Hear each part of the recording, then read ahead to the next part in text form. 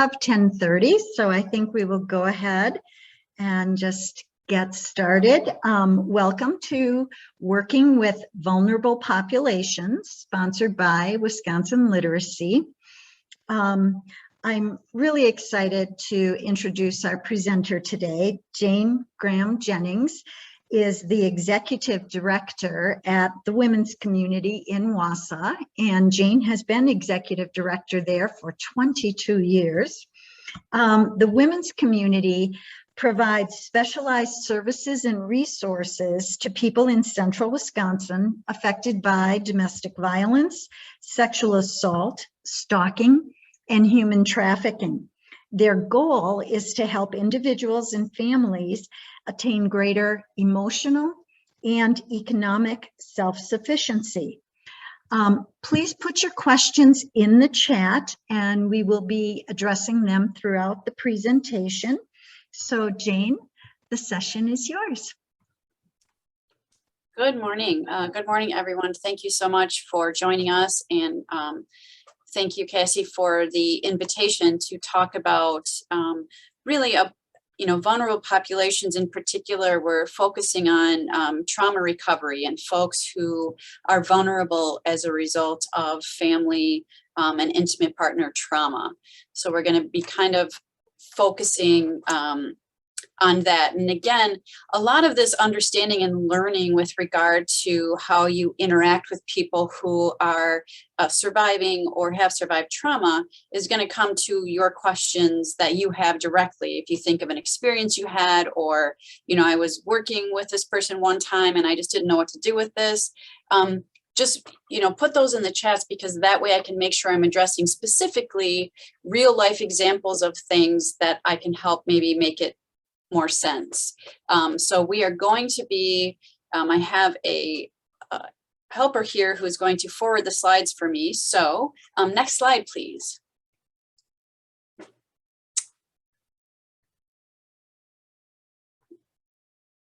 Back one slide. So just to slide 2, understanding trauma.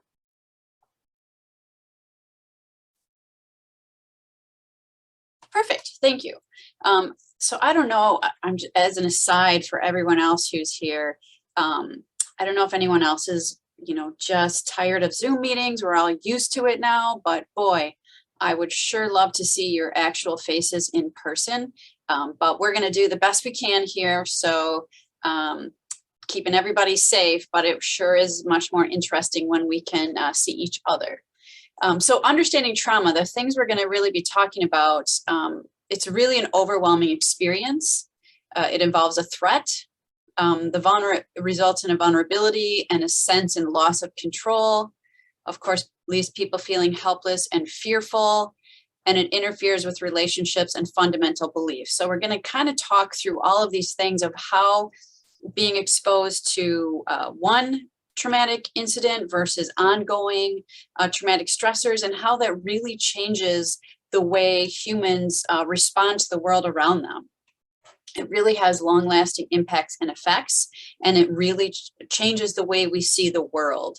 So when we're talking with people who are surviving traumatic experiences of intimate partner violence or family violence, it really is a recovery process. Once an individual is away from this situation, the traumatic response doesn't stop. So that might be what you might see in folks that you're working with, is maybe it's a year out and they're still having reactions to that. That's really common, that it has long-term effects that changes the way they respond to things. Next slide, please. So the kind of different traumas that we'll be talking about: psychological trauma, complex trauma, historical trauma, and vicarious trauma. So we're going to kind of break these down and work through how these all impact, again, our own individual, and for vicarious trauma, how those of us who are encountering someone that's a trauma survivor, we might take that on, and we actually are exposed to trauma as a result of helping someone who is in a traumatic experience. Next slide, please.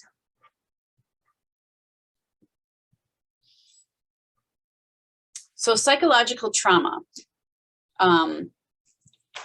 Psychological trauma is an individual or family's perception of significant incidents, circumstances, past or present.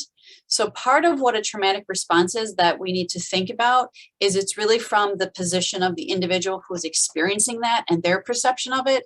So sometimes we get into situations, and what I know about intimate partner violence and family violence is it's so common that most of the people in this session have experienced that themselves or know someone close to them who has.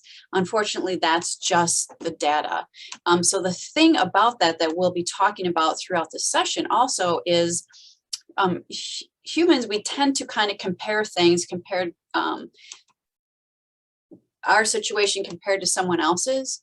And so sometimes we think about, well, that wasn't that bad of a trauma for that person. I don't know why they're responding that way. And we really need to step back and recognize that trauma is actually from the perception of the individual who's experiencing that. So we can't really say that trauma wasn't that bad.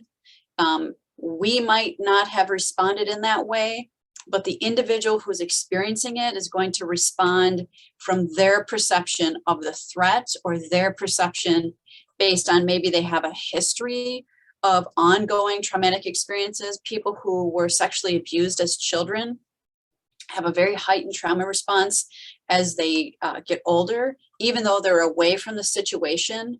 When another trauma experience happens, they tend to respond as if they were that child. And that's just part of the development and how child sexual abuse really impacts the long-term life of an individual. So again, it's the perception of the person that it's happening to. And we have to be really careful that we don't say that wasn't that bad, because we're not in those shoes. So we really have to make sure we're giving the person grace. If they are experiencing a significant response to that, it's their perception. So part of the psychological examples, so we could think about, again, violence in the home, personal relationships, workplace or school, maltreatment or abuse, again, including all of the forms of abuse, emotional, verbal, physical, sexual, or spiritual, exploitation, sexual, financial, psychological. Maybe there's a change in a living situation that can really cause traumatic response psychologically. For example, someone is evicted and now they're homeless, particularly if they're homeless with children, that has compounding factors, or an elderly person who one of the greatest fears that we have in our culture is fear of being put into a nursing home. And so elderly people who are put into nursing homes, this can have a real impact on their psychological well-being.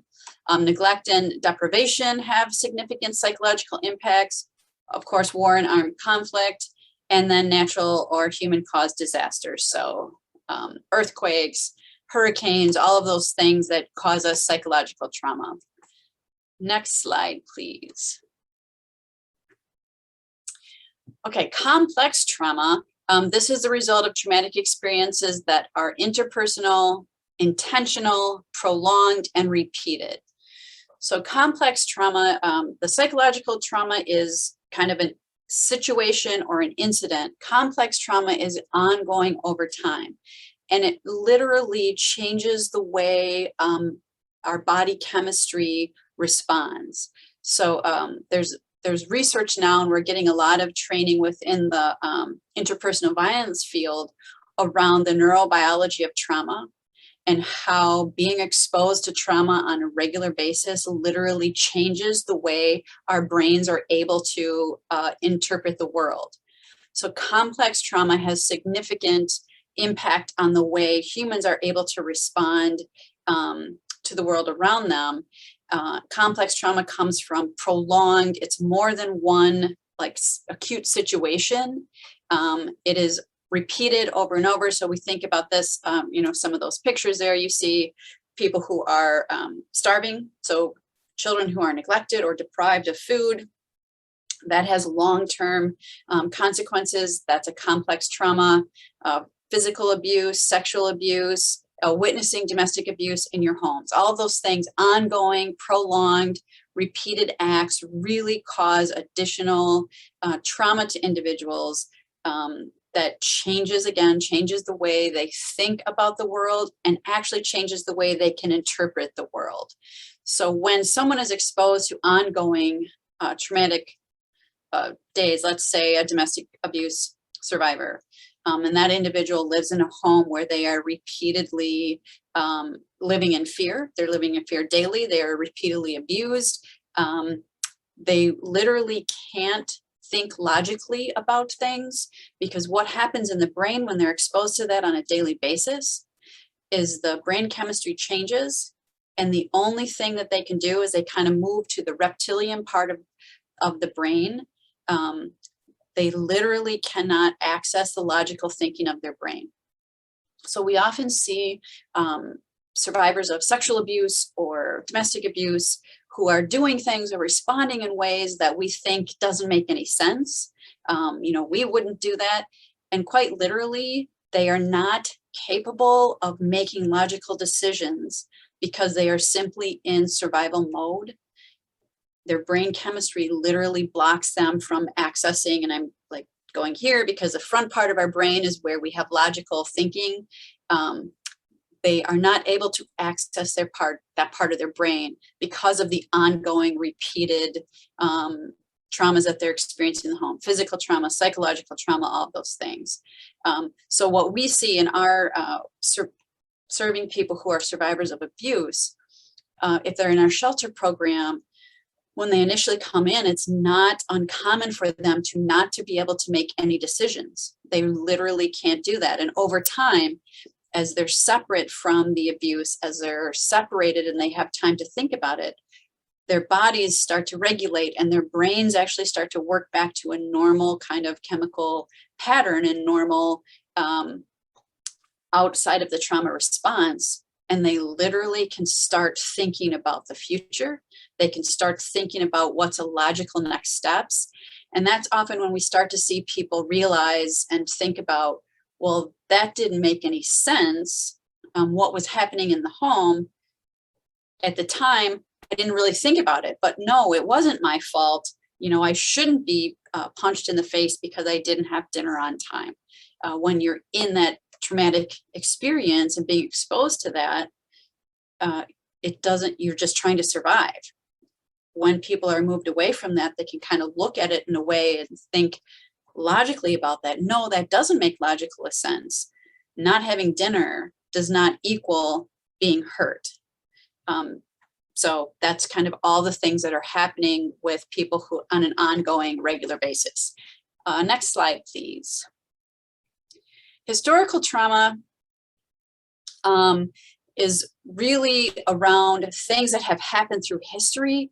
And there's some fascinating and disturbing research that these historical traumas can be carried through generations, even though, let's say, the young generation didn't directly experience it.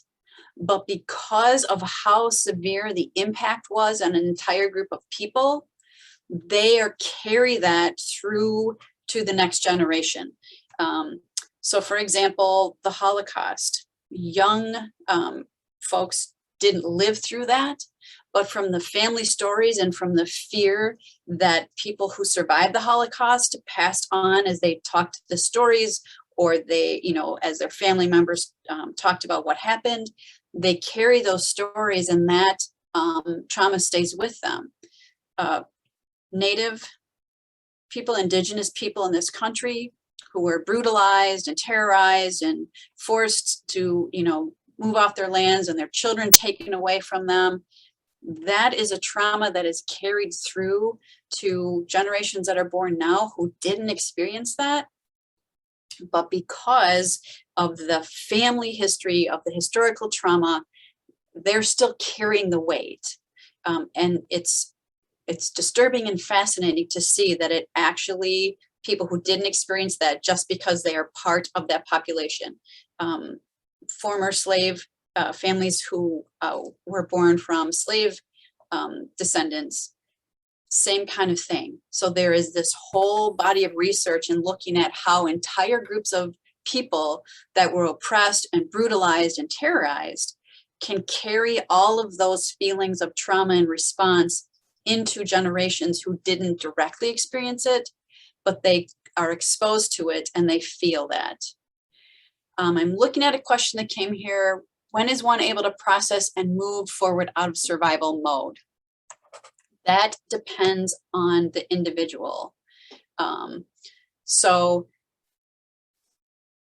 for survivors of abuse in particular, it really is individual, and it depends on how long the abuse was happening, how frequent the abuse was, and what kind of support was given to that individual as they started to move through the process.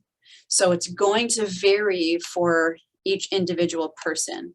What we learn is the farther one is away from the episodes and the farther one has being removed from the person who is harming them or the people who are harming them, that's when they start their survival mode.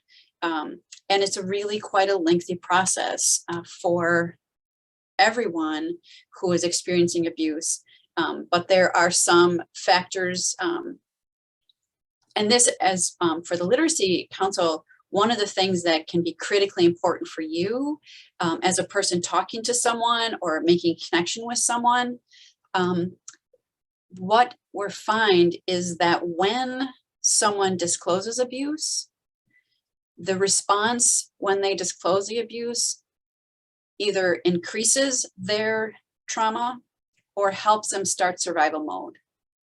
So there's a very kind of generalized thing that we do in our culture for some reason.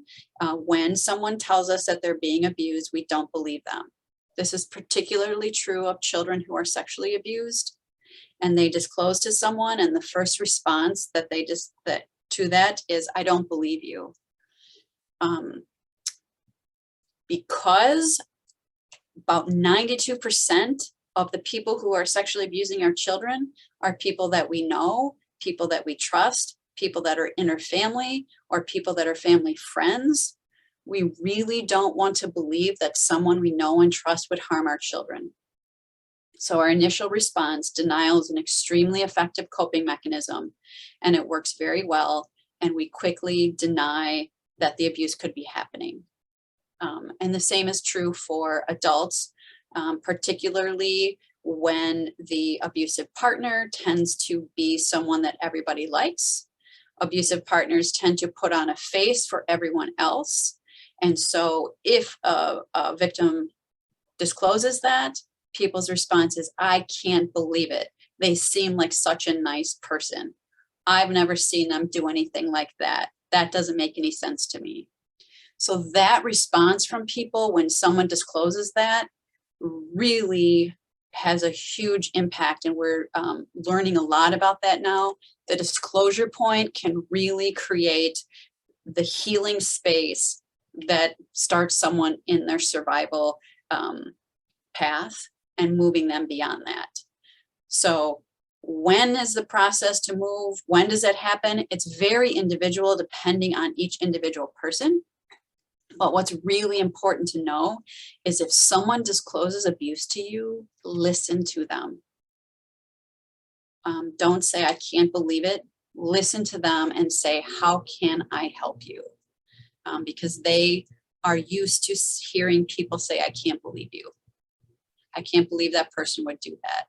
So it's a lengthy process, but each of you working with someone, if someone discloses to you, you have a really great one. You've created a situation in which someone trusts you enough to tell you that, which is really a big deal.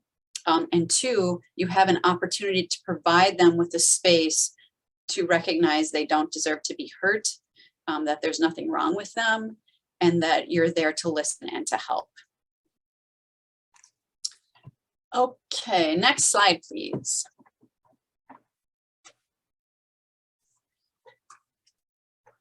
Trauma occurs in layers. So this is kind of an analogy to think about, and it's like an onion. So at the core is this big thing, the incident, the episode, or the ongoing episodes.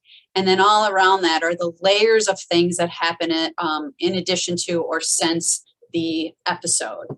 So you peel back an onion, and people talk about, well, I thought they got over it, or even people say about themselves, I should be over it by now. The thing that's important to know is it's multifaceted, and there are layers and layers and layers until you get to the core piece of your healing. So just be patient, be kind, and know that every time you peel back a layer, you're getting closer to that core. Next slide, please. So I'm not sure how many people have heard of adverse childhood experiences. They've done studies, so that's basically a checklist of things that if you have all of these various experiences, and if you have scored a certain number, it's going to affect the way you survive as an adult. It even claims to have some predictive factors about how your life expectancy is different because of the various adverse childhood experiences that you've had. So if you've not heard of the ACEs study, I'm not going to go through this very much, but it's a lot of people are using this now as a way to try to help understand the layers of trauma that someone is going through and to help respond to them as an adult. And then to also, it's just given us the research to know that kids who are exposed to these things, it's very harmful to their psyche and to their well-being. So just know that that is out there. You can Google that and find out all kinds of information about that. You can even take the test for yourself. But this is just a tool that has been used to help people understand how impactful the long-term adults who experience that from what happened to them as children. I have a question here. Staff or volunteers working, teaching, tutoring, are we mandated reporters? Mandated reporters is a very specific statute in Wisconsin state statutes. There are very specific professions that are mandated reporters. So you might have a policy within the Literacy Council. So that is something that I would check into if there is a policy around what to do if a child reports to you. There might be a policy that they request that you are a mandated reporter, or that they your policy for the group is that you report that. But mandated reporters are very specifically written in state statute. So teachers, counselors, social workers, there's a number that are in the state statute of what's actually mandated reporters. Advocates, the profession that I am in, we are not mandated reporters. We are not by law mandated to report child abuse. However, we are clearly in the industry of wanting to prevent harm.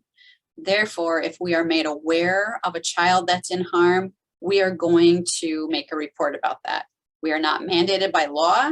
If we don't make a report outside of having really bad things happen, if a child is hurt, there is nothing that requires us to make a report. We were going to, because we don't want children to be hurt. But sometimes people just use that phrase, mandated reporter. It's very specific in our state statute. So I would go back to the policies of, whichever group you're volunteering for. Do they have a policy around reporting if you are suspect or you witness child abuse? The same would be true. Teachers are mandated reporters. So depending on what your professional affiliation is, you may be a mandated reporter. So again, I would look at policies, and you can Google the mandated report in the state of Wisconsin statutes, and it will list out all the professions there that are mandated. Next slide, please. And Jane, Yes. we did have a book that is highly recommended, and it's called The Deepest Well by Dr. Nadine Burke Harris. So just to alert folks to that. Thank you for that. Okay, ACEs again is a tool that's used. So these are some of the results for people who experience one or more of the adverse childhood experiences. That's what ACEs stands for. So there are long-term physical health consequences as well as psychological health consequences for people who experience adverse childhood experiences. So there is increased heart disease, chronic lung disease, liver disease. Psychologically, there's an increase in suicide for people who experience many of the adverse childhood experiences on that list, injuries, HIV and STIs. Oftentimes, how does that relate to adverse childhood experiences? People who are sexually abused as children, they have a very skewed view of intimate relationships, and they have a very skewed expectation of what sex is. So many people who were sexually abused as children, as they're growing up, they don't recognize their autonomy. They don't recognize what healthy sexual relationships are. They often feel that the only way to feel fulfilled and loved is through sexual contact. And so they are more at risk for numerous sex partners that, again, makes you at higher risk for HIV or STIs. Substance abuse is very common among people who have multiple adverse childhood experiences.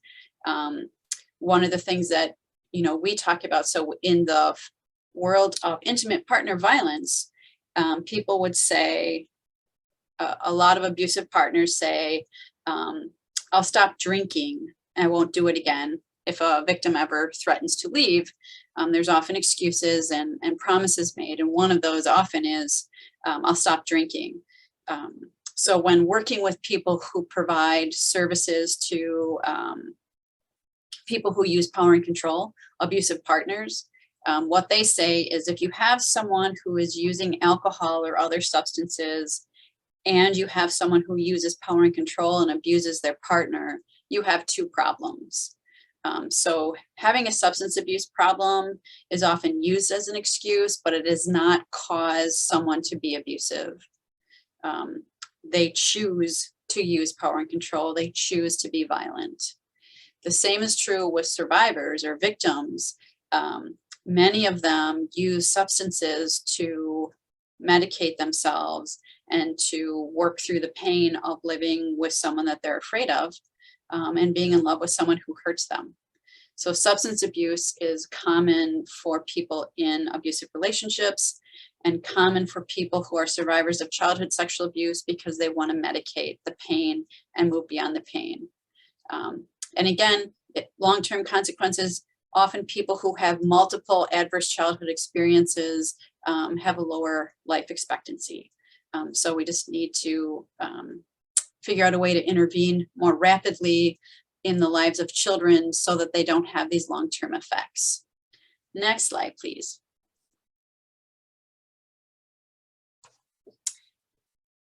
So again, over the lifespan, the ACEs study shows that it affects all of the responses for people. There are changes in neurobiology, as I briefly talked about.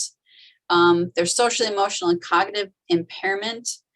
Again, their ability to respond to things, there's often hypervigilance, or they've normalized abusive behaviors. So when they see something or when they're experiencing something that is by definition abusive, they don't see it that way because it's not as bad as what it had been when they were a child. So their ability to kind of judge the world is affected. They have high-risk behaviors as coping, and their severe and persistent behavioral health and social problems. Again, these are all unfortunate results of trauma over the lifespan. And just the note, if we can intervene early in the lives of children.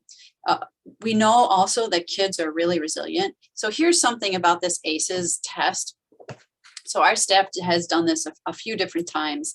And the thing to understand is, even if you yourself take this test and you already know you have numerous adverse childhood experiences, you experience physical abuse, you experience sexual abuse, you witness your mother or father being abused by their partner, all of these things, the checklist, it means that you had really difficult experiences, but it doesn't mean that you can't work through it. So that's one of the things about the ACEs study that has always been a bit concerning for me, because they don't offer, like, what do we do now? Because we know there are thousands and thousands of people who had multiple adverse childhood experiences, but they are resilient adults and they are thriving as adults. So if you find yourself interested in taking this test to see where you might, fall on the know that it's not a destiny. Clearly, you can survive and get through it. It just means that there's going to be things in your life that are more difficult for people who didn't experience all of those traumatic experiences as a child. So humans, we are resilient and we figure it out. But when you have multiple of those events in your childhood, it's more difficult. Life is a little bit harder. But clearly, you can survive and have a better, more healthy, productive life. Next slide, please. So this is just kind of when we're thinking again about the word simple trauma is strange, but it basically just means it's kind of one episode, whereas complex trauma is ongoing and tends to have a longer term effects. So a simple trauma would be like a single episode. Maybe it happens in adulthood. There's no comorbid psychological disorders. So basically, a car accident is a simple trauma. You might experience trauma response for a car accident if you've ever been in a car accident. When you drive by that location where you were in the accident, you might have a physical reaction to that. I have a friend who was in a terrible car accident. She was in the hospital for a number of weeks. And whenever she drives by that particular intersection, she doesn't ever recall driving by it. Like, her brain automatically goes on survival mode and shuts down her ability to remember that intersection. And that's a trauma response. So it's a simple incident, episode, and outside of not being able to remember that intersection, and her physical health recovery, there's no long-term kind of psychological disorders. Complex trauma is something that usually starts early on.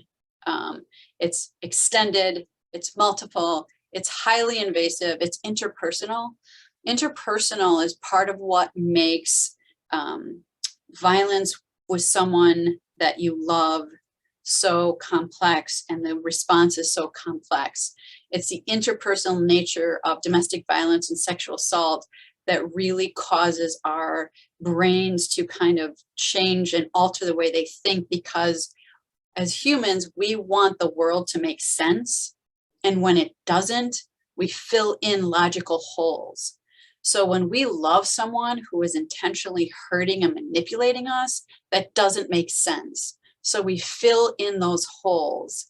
And oftentimes what we fill it in with is, I must be doing something to make this happen to me. This must be my fault.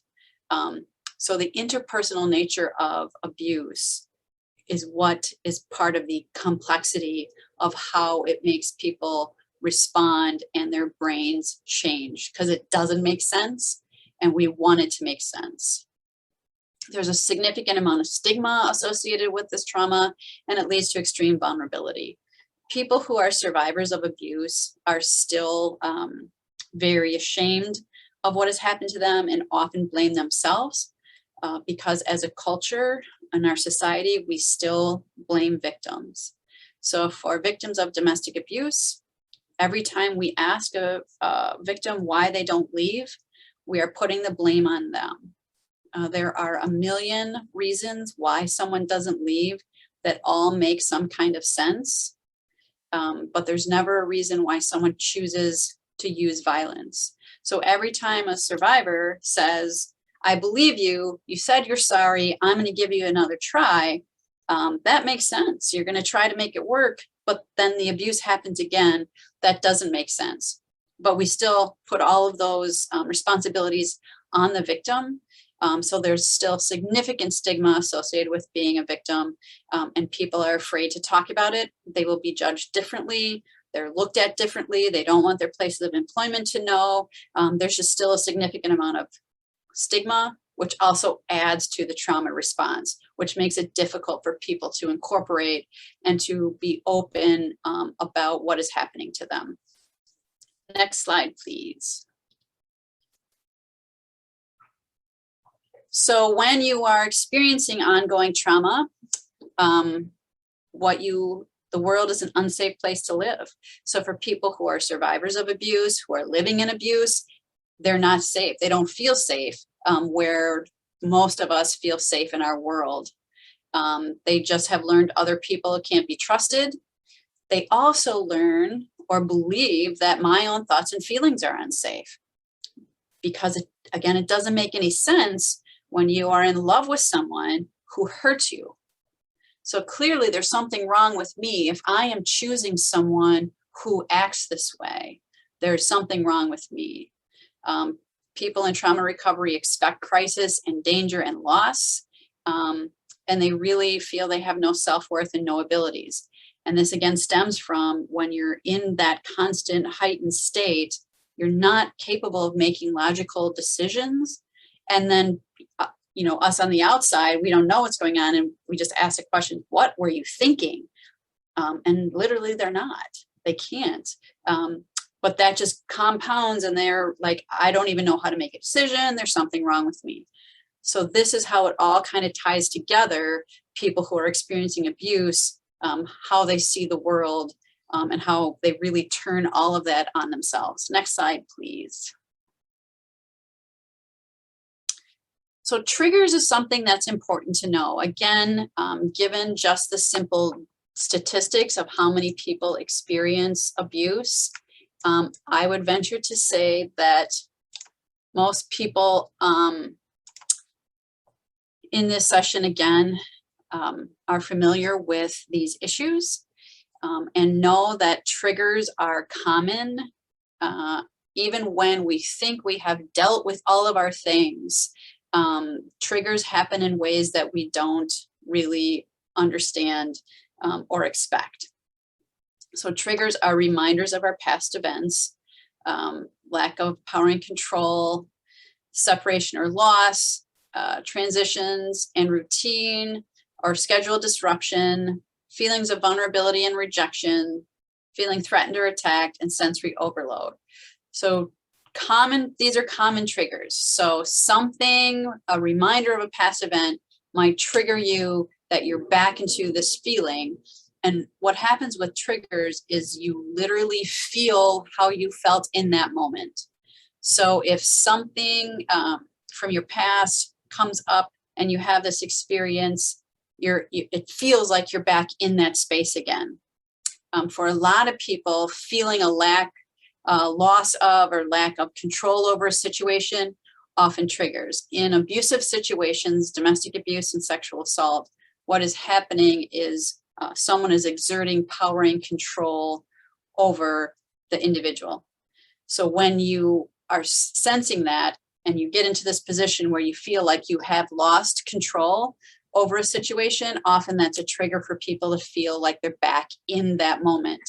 And what's interesting when they do the research around like the thought process for people who are in triggers, they literally, again, the brain chemistry changes. So when someone is experiencing a trigger, often they're again back in their survival brain and not able to make logical decisions. So something even may have happened 10 years ago, but if you're in a position where you get triggered by that, you're suddenly like reliving that situation and your brain is responding in the same way. Separation or loss can be a trigger. Again, disruption in schedules can be a trigger. Feeling threatened or attacked. All of these things can bring you back to that situation. And oftentimes you don't know that it's happening. You can't anticipate it. So triggers are a hard thing. Some people are able to know this is going to be a trigger for me, so I avoid these locations. Going to that place reminds me of the situation, so I avoid that space. But sometimes you don't know. Next slide, please.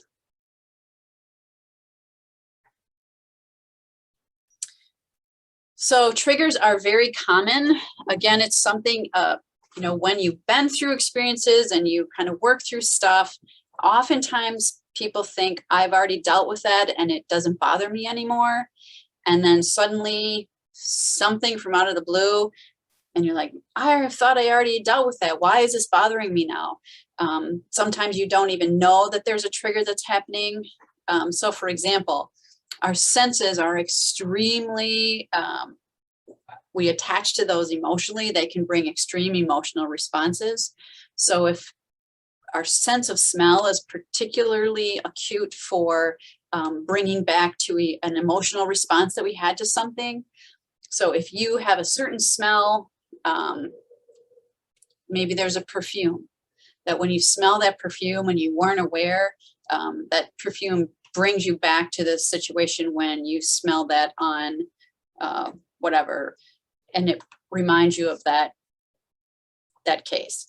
You think, I dealt with that. I don't have to think about it. I'm over it. And then suddenly you're snapped back into place because of a smell or because you see something. Sometimes you are able to recognize and you know what your triggers are going to be. And sometimes you aren't, it just catches you off guard. The other thing that can happen when you're working with people like you all would be, if someone discloses something to you, hearing another person's story can be a trigger. So that doesn't mean there's anything wrong with you, or it doesn't mean that your therapy didn't work, or it doesn't mean that, anything. What it means is you got triggered. You had a similar experience and this reminded you of that. So then you just do what you can to keep yourself psychologically safe and work through and do no harm to the person who is telling you this. So that's the important thing. Develop a safety plan for triggers. Sometimes, again, you can't because you're not even aware of what that trigger might be. If you are really in tune to your traumatic responses and your history, you might know what your triggers are, and then you can work within ways to avoid them or to mitigate them to the best of your ability. Next slide, please.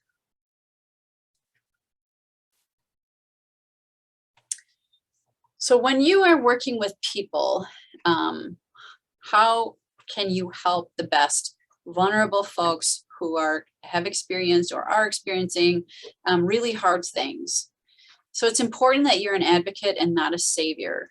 And what I mean by that is people are resilient and they need to feel that they can trust themselves.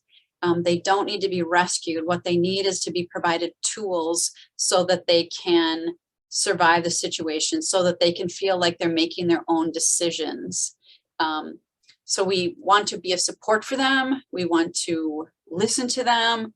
We want to help them find what is going to be their best way to work through whatever the situation is. So I see a question here. Let me just read this question because I think it relates to right here. If we come across an adult student who we believe has trauma, would you suggest we help them look into receiving help before they move on to continuing literacy?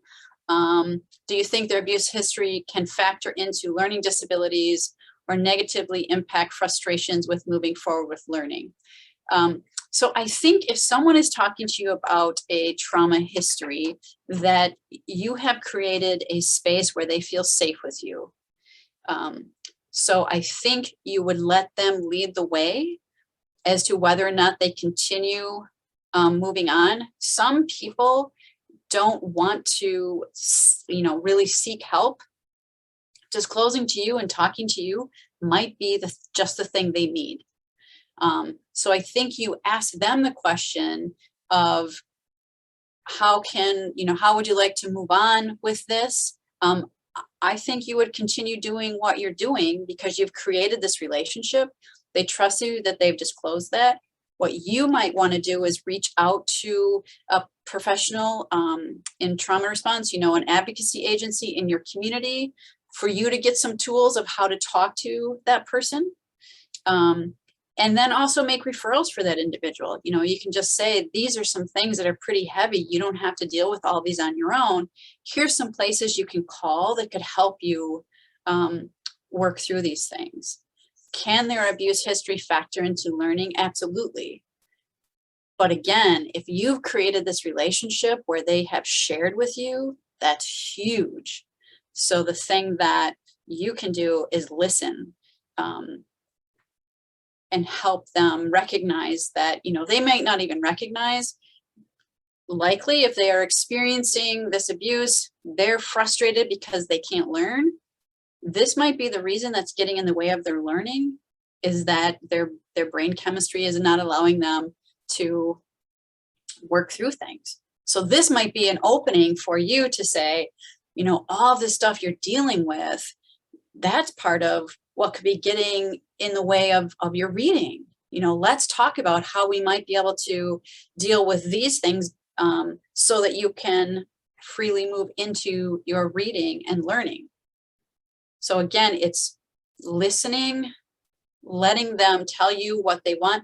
Oftentimes they have things, they have thoughts, they know where they want to go. They just need someone there to listen as they're making those decisions. They might get really confused. I'm not sure if this is the right thing. Instead of telling them what's the right thing, explore a little bit more with them about what their options are. Well, okay, you're not sure this is the right thing. Well, let's talk about the choices. If you do this, what do you think might happen? If you do this, what do you think might happen? Which consequence would you be more comfortable with? And help them start to work through all of those processes. So they are learning, you are helping them learn, and you're helping them recognize that their frustrations might be because they have all this other stuff going on. Oftentimes people will, ignore and want to minimize the abuse and go out down a different path so that they can try to figure that out, or not deal with the abuse. So this might be a way for you to kind of bridge and help mentor them that, here's the thing about abuse is it doesn't go away. So even though you kind of want to ignore it, it affects everything that you're doing. So when you deal with the abuse, it makes all of this stuff a little bit easier. And it's really hard stuff. Recovery is really hard, but it doesn't go away. So, we talk to people a lot about, they're just like, I want to, particularly with adolescents really want to pretend like it didn't happen and I don't want to talk about it. And we just say to them, yep, I get that. One, they're adolescents, so they don't want to talk about anything anyway. But also with these particular things, we just say, here's the thing about it. Yep, you don't want to talk about it when you're ready, because in my experience, it doesn't go away. Trauma and things that you stuff down have a way of coming out, whether you want them to or not. And oftentimes they come out in ways that aren't real good. So if we can deal with it now, that's going to help you in the long run. Some people are able to hear that and they're ready, and some people aren't. So it's a little bit of dancing, a little bit of a dance. Any resources for partners of people who grew up with complex trauma and are now working on healing as adults? So it kind of depends. There are a lot of resources out there. You could really just kind of do a Google search for how to help survivors of abuse. There's many resources on that, depending on what community you're in. Advocacy agencies would have tools to recommend for you as well, depending on the situation, depending on what kind of trauma the person is recovering from. So it's all kind of varied and situational, but your advocacy agencies can really help point you into a direction. Or honestly, the magic of Google, there are a lot of resources out there now as to how we can help people. The biggest thing I recommend for anyone who is living with adults who are healing from complex trauma is patience and support. They are very used to people not believing them. They're very used to people getting tired of them. And the thing is to just, again, recognize they see the world differently, particularly if they have long-term childhood sexual abuse. Really has long-term negative impact on folks. And it takes a really long time to recover from that. Again, it's absolutely possible. Millions of people recover and are healthy adults, but they have just some added barriers to life that make things harder. If you are supporting someone who's going through that, patience is extremely important, and not, lack of judgment. Don't judge people on that. Don't compare someone's trauma to someone's trauma.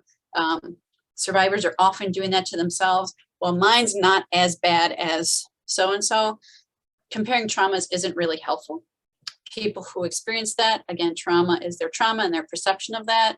So listening is the biggest thing. We have 2 ears. Keep them both open and let people talk through.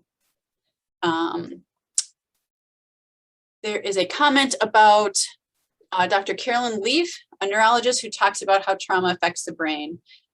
She has blogs. Thank you for that. I was not familiar with that work, but the stuff is really, and again, fascinating sounds like it's not the right word, but it is because we're dealing with such hard things. But it's really, our brains are so amazing, and how our brains and everything within our system change in response to trauma. The neurobiology of it is very interesting stuff. And it also helps, for us, it makes a lot of sense when we're dealing with survivors and, they literally can't make a decision. Now that we understand why that's happening, we're able to just be with them when they're in that space and reassure them that we'll figure it out together. And then after a couple of weeks, they tend to be able to start to make decisions. It's really interesting. We can often see, as we're talking with people, when their brains are starting to regulate to a normal level. When they first come in, they don't know how to decide whether or not they want to eat chicken for dinner. But 2 weeks from there, then they're making complete choices about what to eat for dinner. We see that happening, and it's really all of the way their brain is regulating. Next slide. Jane, this is Anna. I just want to pop in that somebody made a comment that I think is really important. So if you're a volunteer or a teacher, and it only came to me, to check your professional license. So even if you're volunteering in some other field, and that's how I have advised programs in the past as well who've asked about the professional licenses, is, check if you are a mandated reporter in your profession, check with what that means. But as being a volunteer with an organization, it doesn't necessarily mean that you are a mandated reporter. And we are past time, so I can go ahead and forward through the slides, but we do have another session starting at 11:30. Yep, there's just one more slide. So how to help. Perfect. And yeah, sorry. There you go. Thank you, everybody. And thank you for that distinction. Yes, it's your professional license that's going to make a difference as to your mandated reporting status. Thank you, Jane, so much. This was really useful information, and I just appreciate your time today. And thank you, everyone who joined us. There's information in the chat about our next session, which is actually our annual meeting. And as a reminder, this session was recorded, so you'll be able to find it on our website. And if you feel this would be great information to share with others. So Jane, again, thank you so much. Thank you. Okay. And we can go ahead and end the session.